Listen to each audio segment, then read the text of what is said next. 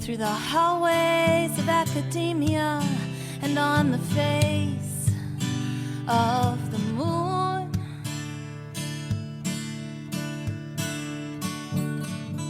The footprints of conquest haven't left us any room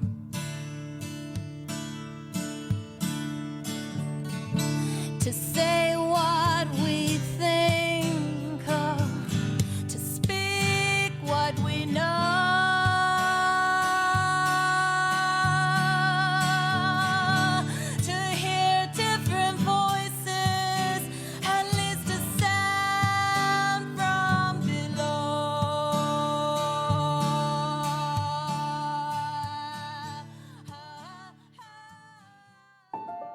Greetings, and welcome to the 47th edition podcast of Women's Liberation Radio News for this Thursday, March 5th, 2020. I'm Sekhmet SheOwl, resident angry feminist and female separatist. This month's edition focuses on the Say Her Name movement. We'll hear an excerpt of an interview Thistle did with award-winning poet and activist Dominique Christina on the movement and the Black woman's experience of misogynoiristic violence. The team at WLRN produces a monthly radio broadcast to break the sound barrier women are blocked by under the status quo rule of men. This blocking of women's discourse we see in all sectors of society, be they conservative, liberal, mainstream, progressive, or radical. The thread that runs through all of American politics, except for separatist feminism, is male dominance and entitlement in all spheres. To start off today's edition, here's Donna Vitalasova with women's news from around the globe for this Thursday, March 5th, 2020.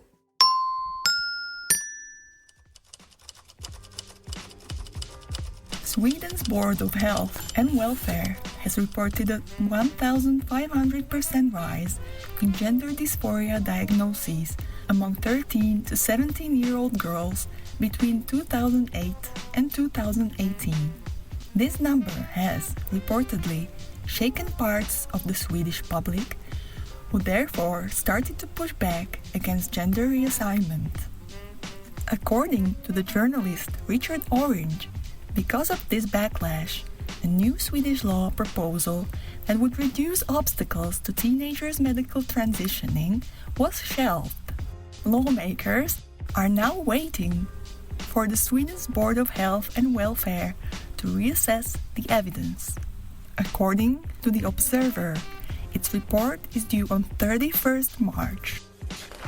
In the United States, 3 young women, Selena Soule, Alana Smith, and Chelsea Mitchell, filed a federal lawsuit to protect their Title IX right to equal access to sports. As Mary-Kate Fain reported, they say they were denied equal access to sports by their school's 2013 transgender policy. According to Barbara Fay, Selena Soule failed to qualify in the 55-meter dash for the New England Regional Championships by 2 spots. Both spots went to biological males. These 2 males now hold 15 women's state championship titles that were once held by 10 different girls.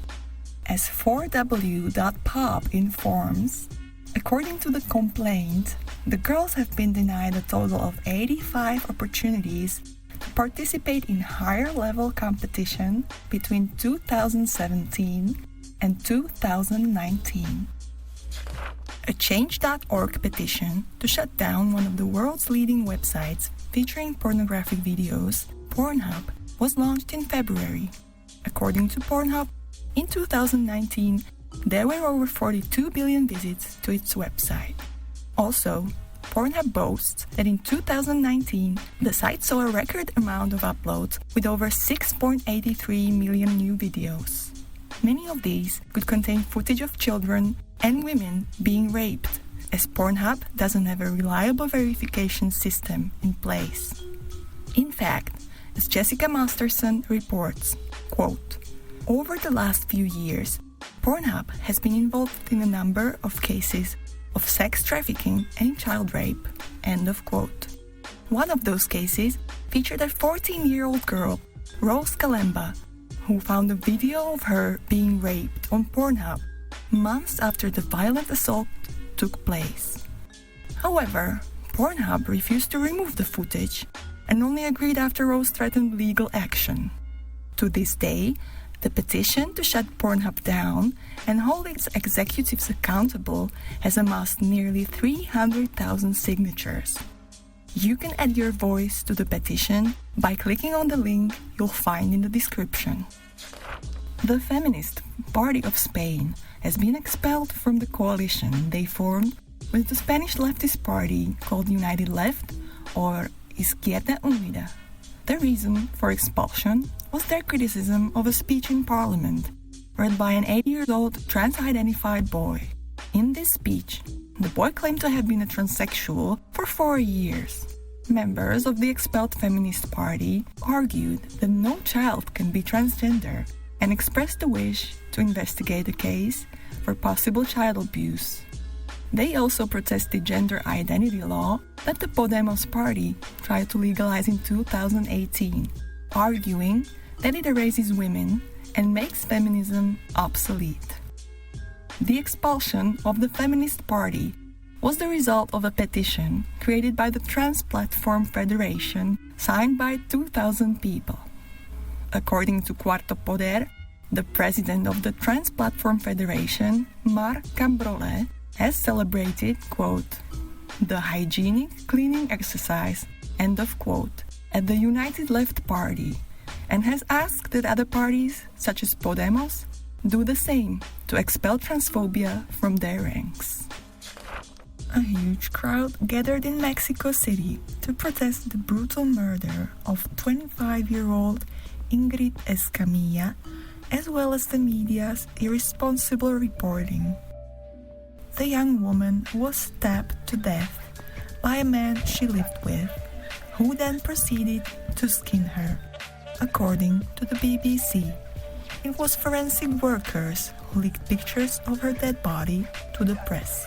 The Mexican newspaper La Prensa then published these grisly images with a headline saying, quote, "It was Cupid's fault," end of quote. During the protests, at least one vehicle belonging to the newspaper was set on fire, and several protesters tried to enter the newspaper's offices. In another reaction to the reporting, thousands of people shared pictures of beautiful landscapes on social media using the hashtag Ingrid Escamilla to drown out the grisly images and to honor her name. Several French feminist groups protested last week against Roman Polanski's 12 nominations for the César Award, which is the French equivalent of the Oscars. Women who gathered near Salle Pleyel in Paris, where the ceremony took place, held posters and chanted, quote, "Polanski violeur, cinéma complice," end of quote, which translates as Polanski is a rapist and the movie industry is his accomplice. Despite these and other protests against Polanski's nominations, last Friday, the director received the César for Best Director. As Entertainment Weekly reported, at the announcement of Polanski's win, French actresses Adèle Haenel and Noémie Merlan, including director Céline Sciamma, left the room in protest. In 1978, Roman Polanski was convicted of statutory rape of a 13-year-old Samantha Geimer. Despite being sentenced to just 90 days in prison, he fled the United States to avoid imprisonment. Since then, 4 other women have come forward with rape accusations. Marianne Barnard, who was only 10 at the time of the alleged rape, Charlotte Lewis, Robin M., and Renate Lange. The real victim count is probably much higher, as Polanski himself admitted in his autobiography that he frequently has sex with 15-year-olds. The Scottish Parliament passed a bill in the first vote that would provide free period products for everyone who needs them. The bill should make sanitary protection freely available not only in schools, but in other public-facing bodies, such as community centers and youth clubs, as well as in pharmacies. The bill was put forward by Labour's MSP, Monica Lennon, after it became known that about 1 in 4 women and girls at school, college, or university in Scotland had struggled to access period products. It is troubling that the bill's text contains no mention of the words woman, female, or girl, and that the makers of this law refer to what we've formerly known as women's toilets as, quote, all toilets other than those designated for use only by males. Despite this fact, the passing of the bill is set to help vulnerable women and girls who would otherwise struggle to access period products. That concludes WLRN's World News segment for Thursday, March 5th, 2020. I'm Dana Vitaloshova. Share your news stories and tips with us by emailing WLRnewscontact@gmail.com and letting us know what's going on.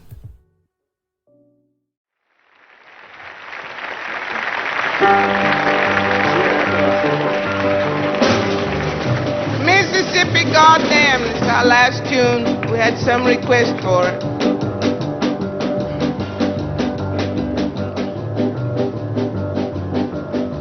Alabama's got me so upset. Tennessee made me lose my rest. And everybody knows about Mississippi, goddamn. Alabama's got me so upset. Tennessee made me lose my rest. Everybody knows about Mississippi, goddamn.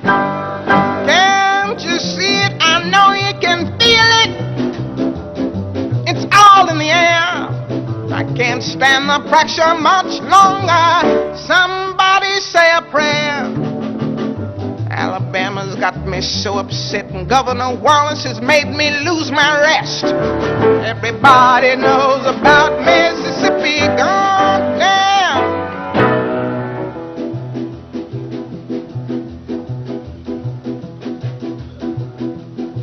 Hound dogs on my trail, school children sitting in jail. Black cat crossed my path. I think every day's gonna be my last. Lord have mercy on the land of mine. We all gonna get it in due time. I don't belong here, I don't belong there.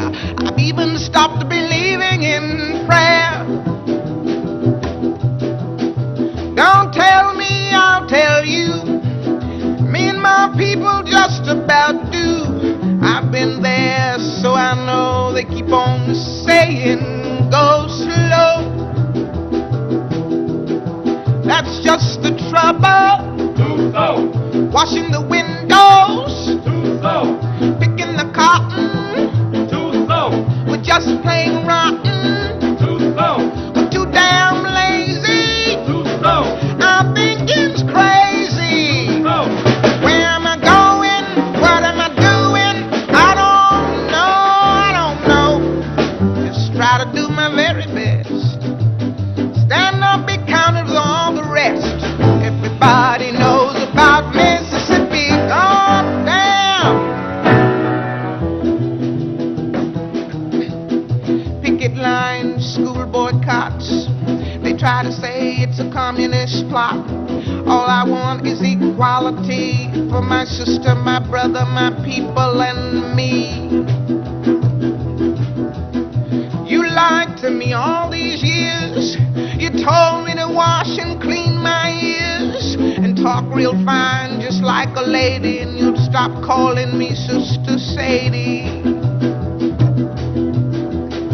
But my country is full of lies. We all gonna die and die like flies. I don't trust nobody anymore. They keep on saying go slow. That's just the trouble. Too slow. Desegregation. Too slow. Mass participation. Too slow. Unification. Too slow. Do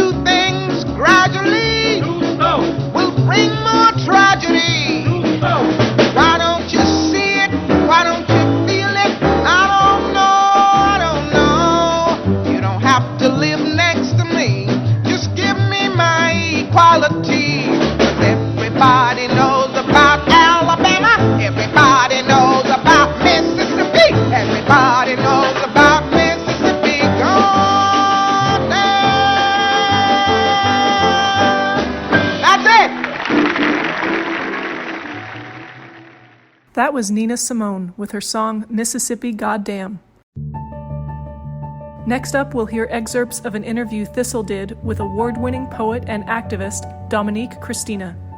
Thistle talked with Miss Christina about the Say Her Name movement in addition to the feminist movement and what her involvement has been. To hear the whole interview, visit WLRN's WordPress site and click on the Interviews tab. Say Her Name, I mean, it's a social movement, right? What it was fundamentally trying to do was raise consciousness, or certainly sort of try to emphasize greater awareness about Black women who had been victims of police violence, extrajudicial killings in the United States in particular. This was largely coming out of the idea that the Black Lives Matter movement was happening in reaction to Trayvon Martin dying, Eric Garner dying, John Crawford dying, Tamir Rice dying. It was legitimate outrage, but for some, the conversation was, we're having these discussions that emphasize violence against Black male bodies, and there's violence that happens against Black female bodies all the time. And those stories can't be absorbed or erased in this movement. So say her name, Sandra Bland, right? A woman who was, it was a traffic stop and she did not walk out of that jail alive. Makes no sense. That was, my understanding of the Say Her Name movement was it was about really that, saying that we exist too, we have been and continue to be brutalized as well.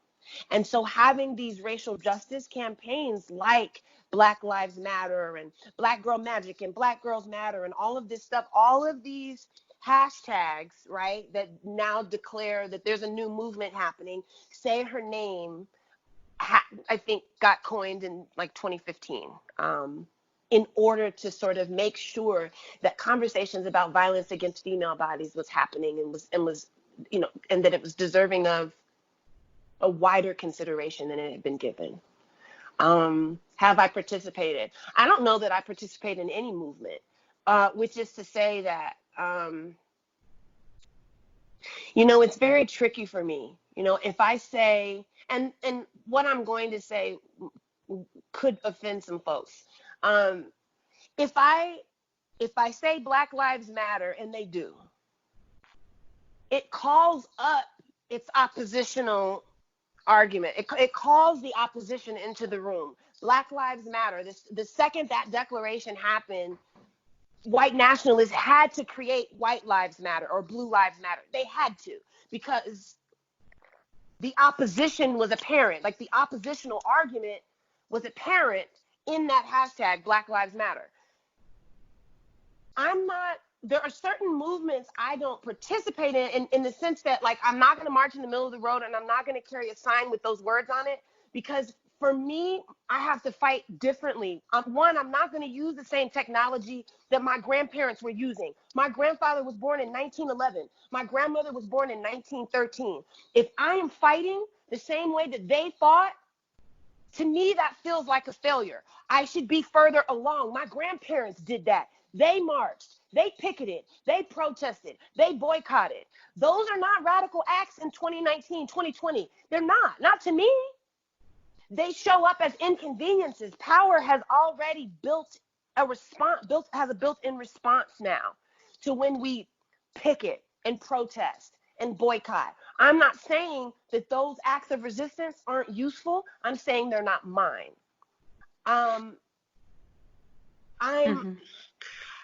I don't want to give emphasis to any ideology that says I can be legitimately killed. So how I talk about women's rights has to be strategy. How I talk about Black Lives Mattering has to be strategy. Because if I'm not careful, I'm fueling the other argument. Not with intent, but I'm doing it all the same. Because if I'm not careful, all I have is reactionary language as opposed to something unkillable. And I want us to be unkillable. Yeah. So, it's just different for me. There are certain conversations I won't even engage in, because to do so means that it's legitimate for that person to have their position or to ask that question. So if I'm affirming that Black Lives Matter, I'm also affirming the idea that there's a question about it. I need to explain to someone who has a question about why or that Black Lives Matter.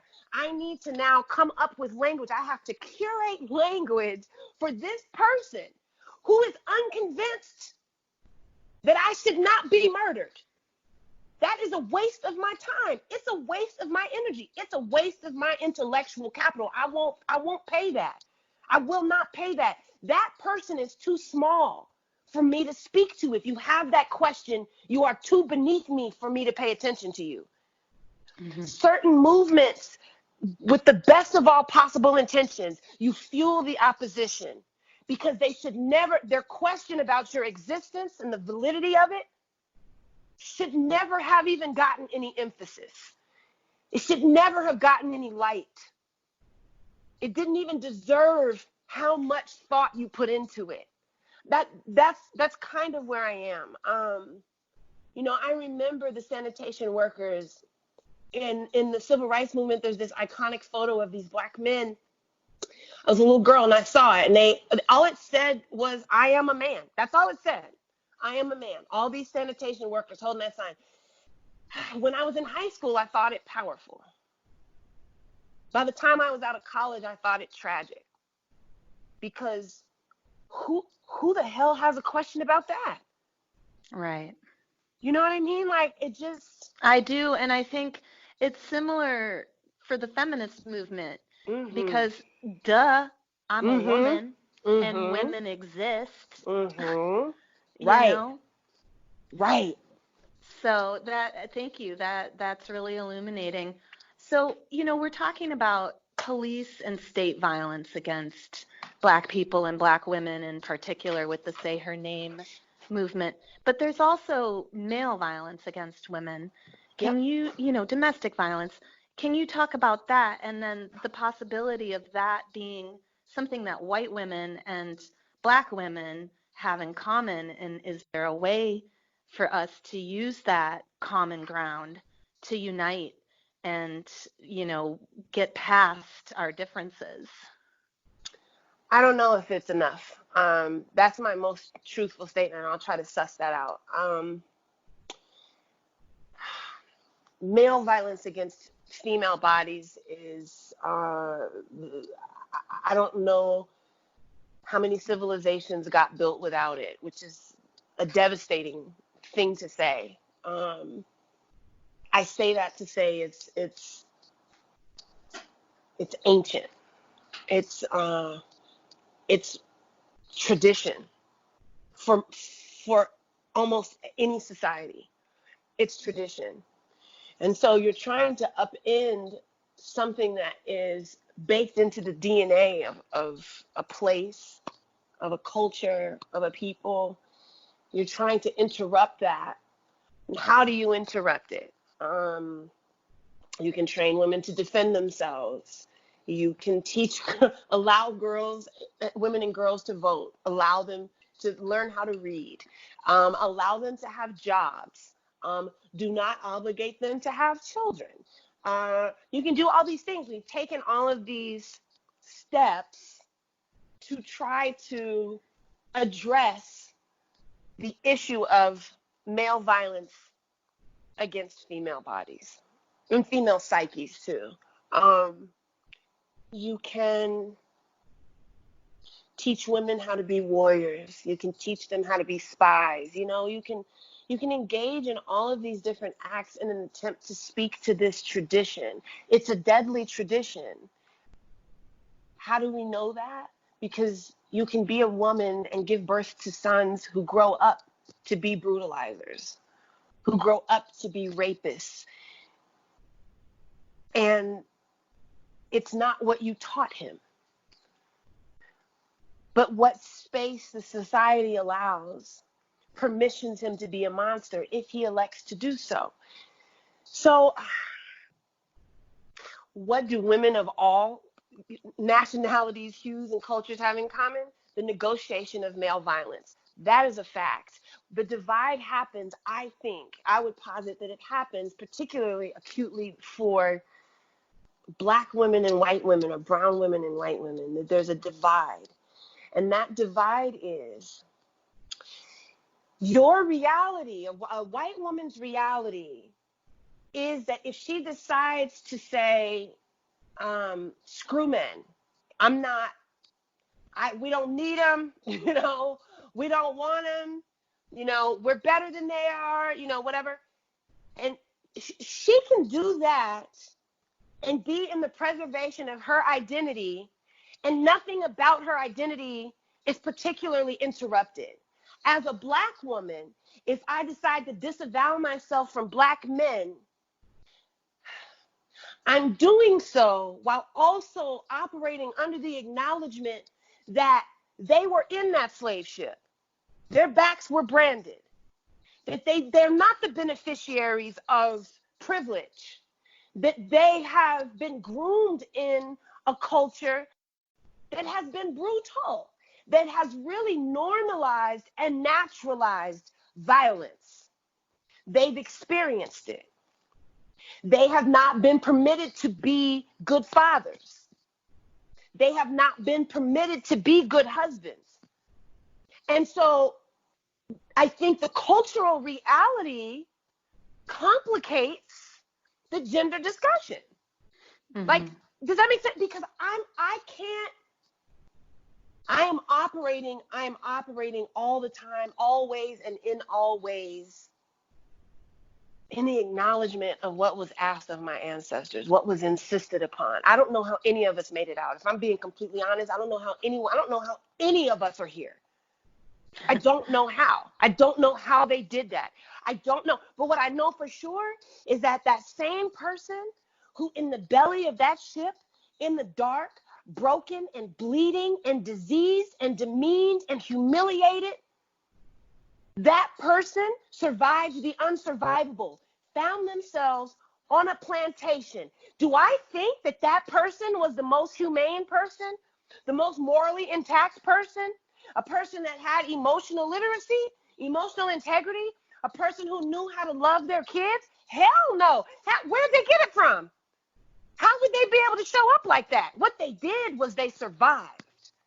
But I'm certain that they were also devastating in the performance of their survival. I'm sure they beat their kids. I know they did. There's a legacy of that in slavery. You needed to. You could not have your children laughing too loudly. So you beat them so that they would be quiet. It's a tradition that hangs on, really. And I'm thinking of all of that all the time. My Blackness is not muted by my womanness. They're both loud. My womanness isn't muted by my Blackness. Both of those identities are big and complicated, and they stand up right next to each other. Both of them are in the room at the same height at the same time. I am often asked to mute my Blackness in emphasis of my feminism. I will never do it. I will never, ever, ever, ever do it. Because I would not, that's not what sisterhood looks like for me. And who asks you to do that? There are so many white feminists who I receive messages from who struggle with certain aspects of my politics or certain things that I grieve about, honestly. Like, I am constantly asked to pick a side. It's maybe that surprises you, but it's a constant thing for me. And part of that happens because I think for some white feminists, they find resonance in certain things that I've written. But from that place, they think they know everything that there is to know about me.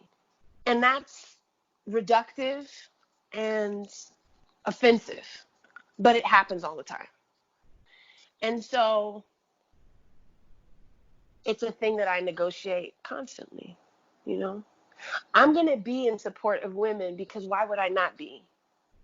Because I recognize the urgency. Because I was a little girl who could have died and she didn't die, but I certainly could have died in days where I tried to make that happen. And it wasn't race in those moments. The scariest parts of my childhood weren't happening because I was Black. They were happening because I was female. That's a fact. You know, I was never harmed as a little girl because I was Black. I was harmed perpetually because I was female. So how could I not, right? Like, be in the full, out loud, you know, support of advocacy for women and girls. I'm trying to be what I needed. You know, I'm trying to be what I needed. I'm trying to be the tourniquet. I'm trying to be the life preserver. I'm trying to be the wolf, because sometimes we don't need a goddamn life preserver. Sometimes we don't. Sometimes we don't need a tourniquet. Sometimes we need a wolf, somebody to come up in there and set the room right again. Sometimes we need that. Sometimes we need somebody who's not afraid of the biggest dude in the room. I'm her. I ain't afraid of shit. But I am constantly navigating all of my identities and insisting that they all get the same consideration, the same attention, or at the very least that no one asks me to shapeshift, because there's this one part of me that they understand, but the other part is inexplicable or unfamiliar to them, you know, or uninteresting to them. And so they would rather me kind of keep that part quiet. I'm never going to ask anyone else to do that, so I won't give anyone that of me, you know. Yeah. It's complicated. It's truly complicated. Mm-hmm. You know, I think about, when I think about the divide sometimes between Black women and white women, I think about, in this country, we have to start with the fact that Black bodies were trafficked in and then brought to homes where white women lived. And those white women were told that those Black bodies were 3/5 human, that they were cattle. They were this is chattel slavery we're talking about. Those are objects. They're not people. And she goes, okay, you know, all right. But she doesn't have power. Her husband has not given her power. She doesn't have power. So he traffics these Black bodies onto this plantation. It's her home. They're cooking her food. They're nursing her babies. But then stuff starts changing, because now there's a whole bunch of beige babies being born. How'd they get there? That concludes my WLRN interview with award-winning poet and writer Dominique Christina. Thanks for tuning in. As an afterword, I'd like to let our listeners know of an opportunity to bridge the divide Ms. Christina was speaking of by extending a warm invitation to women of color and women of diverse backgrounds to join us in Michigan this summer for the Dragyn Ride. That's spelled Dragyn, Dragyn Ride. I remember the first time I went to Mishfest in 1998 and how remarkable it felt to be part of an intentional community, a village of women with neighborhoods and cultures that lived in relative harmony with one another, while also acknowledging the divide and providing separate safe spaces for women with differing needs and backgrounds. Of note to me, a white woman, was the presence of so many women of color both on stage and in the village as a whole. The visionaries of the Dragyn Ride hold the vision of Mishfest in our hearts as we invite women to join us July 26th through July 31st in riding our bikes 142 miles in intentional community from Nidra Johnson's Big Mouth Girl Gathering on the Land festival near Hart, Michigan to the Michigan Family Reunion near Wayland.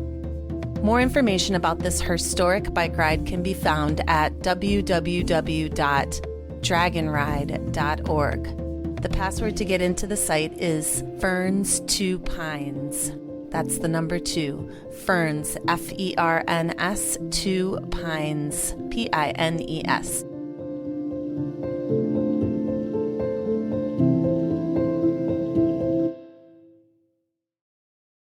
We become poets in an attempt to tether words to righteousness, our notebooks to social consciousness. Sitting cross-legged and anxious in wingback chairs, we sip lattes to news of regimes, firing American artillery into crowds of folk, their bodies pickled by the sun. They line streets in countries we never think about, and we suck our teeth and ask a thesaurus to become a machete. And as romantic as pacifism is, these days I dream of dictators falling headfirst into karma and forget to be afraid. If I could write this shit in fire, I would write this shit in fire. This ain't poetry, it's rage unmuted, a verb, a means, an end. This is my body. This is a sacrifice. This is an offering. This is Sankofa and Amanla, Southside Chicago and Compton, California, Red Hook Projects in Jersey, Roosevelt Projects in Brooklyn. This is severed hands, clubs against flesh, black boots to pregnant bellies. This is sterilizations, inoculations, leg irons and chains, the bit, the noose. This is a war cry. Tell Massa I'm coming back, carrying fire in my knapsack. Tell him I'm Patrice Lumumba, Stephen Biko, Fred Hampton, Fannie Lou Hamer. Tell them they have been born again in me. Tell them I found my mother tongue buried under the rubble of the World Trade Center. Tell them this shit ain't no poem. This is me running naked from sugarcane and cotton fields, having dropped my croaker sack. Tell him he can call me karma. I'm refreshing the bones, a witch, a root worker, a sorceress, a priestess, a gangster. Tell him this is the result of segregation. Tell him this is the result of integration. Tell him I have never been invisible. Tell him he has never been invincible. Tell him I'm gonna melt the barbed wire in steel bars of prison yards. They gonna flow over him like lava. I am returned. I am bloodthirsty. I am fangs and hooks and swollen feet in welfare lines. The gauntlet thrown down, lines drawn in the sand. I am apocryphal. Historical deletions gathering themselves up and into textbooks. I am the niece of exploitation on a rice and pancake box. Come to collect the royalties for Aunt Jemima and Uncle Ben. I am a line of smoke, a rain dance. The tomahawk used to kill the first invader. The streets of Benghazi pocked in prayer beads and shell casings. The juxtaposition of faith and savagery. Tell him I'm African wide hips and American bulimia. Peace symbols affixed onto assault rifles. It is the deepest kind of contradiction. If I could write this shit in fire, I would write this shit in fire. Tell Massa I'm coming back. Howl in the wind, I'm coming back. Burr in your heel, I'm coming back. I'm coming back, Massa. I'm coming back, Massa. I'm coming back. That was Karma by Dominique Christina. This is WLRN. WLRN. Women's Liberation Radio Women's News. Liberation Radio Women's News. Liberation Radio Women's News. Liberation Radio News.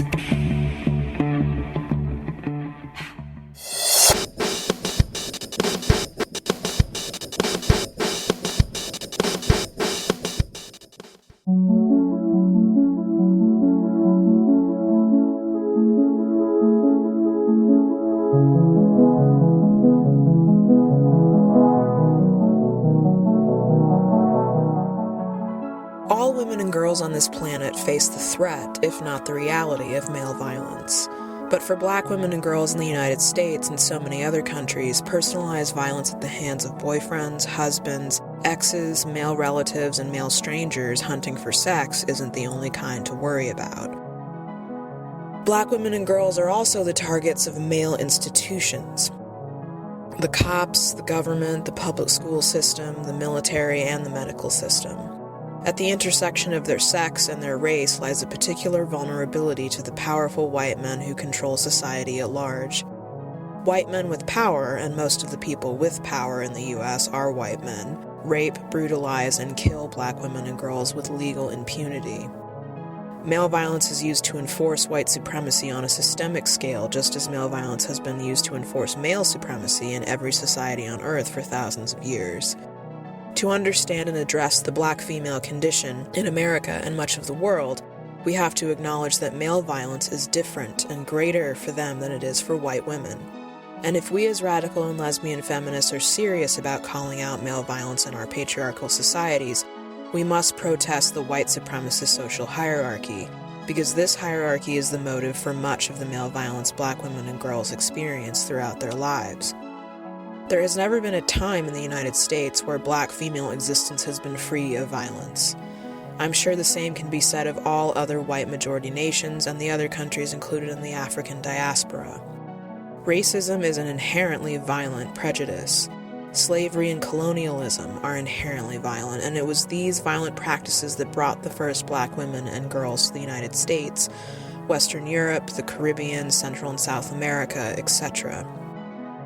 Even on the African continent, black women and girls have suffered white male violence in their own homelands for centuries. In the United States, slavery became the Jim Crow era of racial segregation, which then became the post-integration era of continued police brutality and unfair imprisonment of black Americans we're living in today. Throughout the United States' entire history, the white government and white institutions have violently persecuted black women and girls, echoing the more personal white violence performed by white civilians on a larger scale. So much of the black woman's suffering is couched in this state violence that if feminists only took issue with the male violence of heterosexual relationships and families, we would be missing half the picture of black female oppression. If the black woman and the black girl could be safe from male violence in their own homes, in their families, in their heterosexual relations and communities, it still wouldn't be enough. They would continue to face danger in the streets, rape and murder at the hands of cops who escape legal punishment, medical abuse and violence in hospitals and mental institutions, violence at the hands of pimps and johns in the prostitution and sex trafficking industries, male violence from authority figures in schools and prisons, etc. The white woman has always had compelling reasons to deny that the black woman experiences a unique kind of violence at the hands of white men. White male violence protects the system that benefits white women and girls on the racial axis of privilege. To be a true radical feminist as a white woman, you must become a race traitor, turning your back on and fighting the white men you are personally connected to and those in power who preserve your social and economic advantage over the black woman. White women who are truly radical feminists will vote against white supremacist politicians and policies that would benefit white women as white citizens, protect and defend black women and girls from persecution in schools and the workplace and the streets, and help put their own white sons, lovers, husbands, fathers, brothers, and male friends in prison if it means punishing a black woman or girl's rapist, attacker, or murderer. It is only because most white women have always been unwilling to show this kind of feminist loyalty to black women that state violence has continued without interruption against black women and girls. White women have been complicit in anti-black racism all along, and part of feminist consciousness raising is deprogramming our own racism in order to better love and support black women and all other non-white women.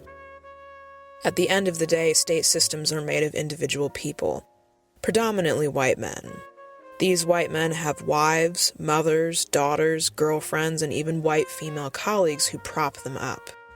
Women can't change men, but we can reject them, resist them, act against them. If non-black women wanted to stop state violence against black women and girls, we could, just as we could end patriarchy if most of us chose separatism instead of cooperation with men. We underestimate the collective power women have to influence male behavior and male systems through simply refusing to reward and support men in our personal lives and also in our workplaces. The female sex makes up little more than half the population. If a majority of women in the U.S. united against racist state violence through live protests, economic boycotts, and abandoning racist white men in our social lives, we could effect real change. Taking this kind of action requires us to genuinely care about Black women and girls the way we care about ourselves. The suffering and deaths of innocent Black women and girls should enrage all women in society and incite our compassion and our desire to find a permanent solution. If we feel that compassion enrage as much as we would for ourselves, there will be no limit to how far we're willing to go in our campaign against racist state violence against Black women and girls. Feminism is meant to liberate all females from all forms of male violence and oppression. We tend to focus predominantly on interpersonal violence between women and the men they know, because it accounts for the overwhelming majority of violence against women in our society. But we can't forget the women and girls who are victims of the male state, who are terrorized by police and the military and other government and public institutions. The male state is simply a reflection of what individual men believe and desire to do. State violence is racist because individual men are racist, and as long as racist men hold power at the state level, Black women and girls will continue to be unjustly targeted and brutalized, along with Black men and boys. While we as feminists may not be able to transform racist males into anti-racists, we can ourselves live anti-racist lives and do our best to support and protect Black women and girls in every context. We can put the safety and well-being of these women and girls over any beneficial relationship we may have with a man who is a part of the problem.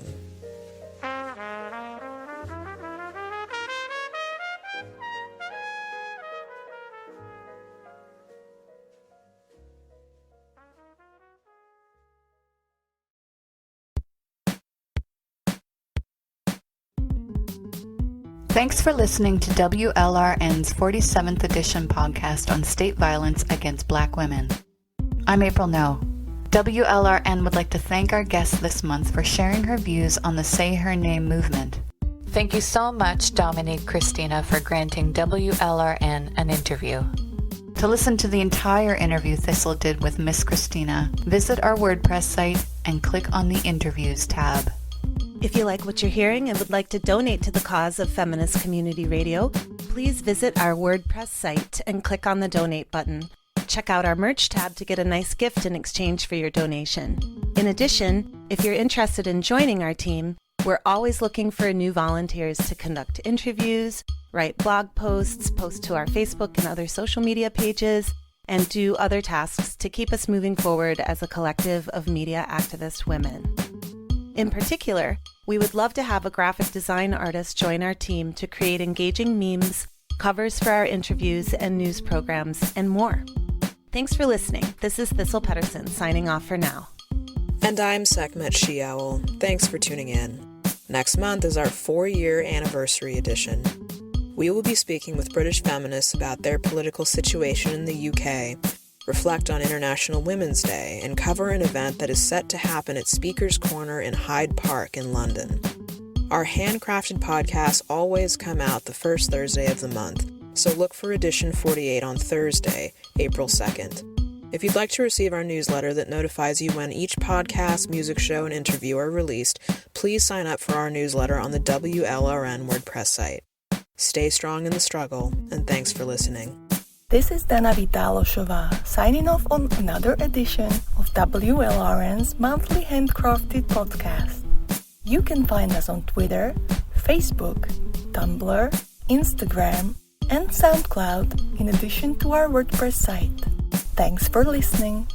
And this is Jenna DeQuardo. Our monthly podcasts are always crafted with tender, loving care and in solidarity with women worldwide. Thanks for your support. We would love to hear from you, so please comment, like, and share widely. But how will we find our way out of this? What is the antidote for the patriarchal kiss? How will we find what needs to be shown? And then after that, where is home? Tell me, where is my home?